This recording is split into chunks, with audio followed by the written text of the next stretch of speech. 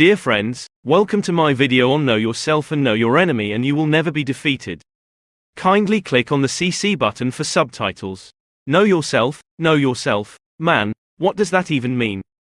It sounds like the tagline of some self-help book you'd find in a dusty corner of a bookstore, but it's so much more than that. Let's say you're a startup founder. You've got this killer idea for a mobile app that's gonna revolutionize the way people order takeout. So, you decide, hey, I'm gonna go up against the big players.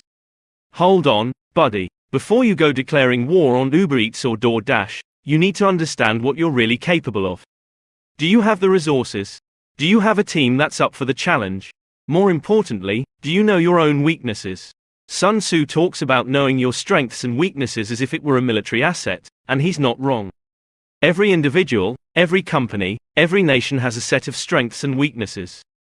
The key is to play up your strengths while minimizing your weaknesses. You don't bring a knife to a gunfight, right? But what if your knife is super sharp, coated with poison, and you're a master in stealth? Knowing yourself means understanding exactly what you bring to the table. Know your enemy now. Knowing yourself is half the battle. But as much as we'd like to believe that we're the center of the universe, there's the other guy, your competitor, your adversary, your enemy, for lack of a better term.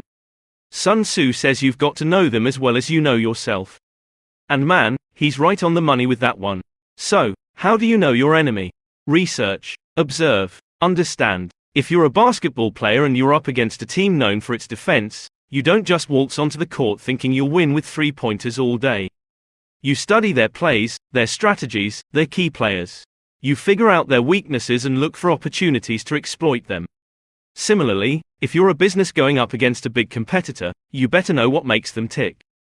Are their customers loyal? Why? What kind of resources do they have? What are their core strategies? Where are they dropping the ball? Knowledge of your enemy comes in all shapes and sizes: market research, scouting reports, or good old-fashioned espionage. Though I'm not recommending anything illegal here, let's be clear. The intersection of knowing okay, so you know yourself and you know your enemy. Now what? Well, it's in the beautiful intersection of these two circles of understanding that the magic happens. Here, you'll find the strategy that'll give you the upper hand.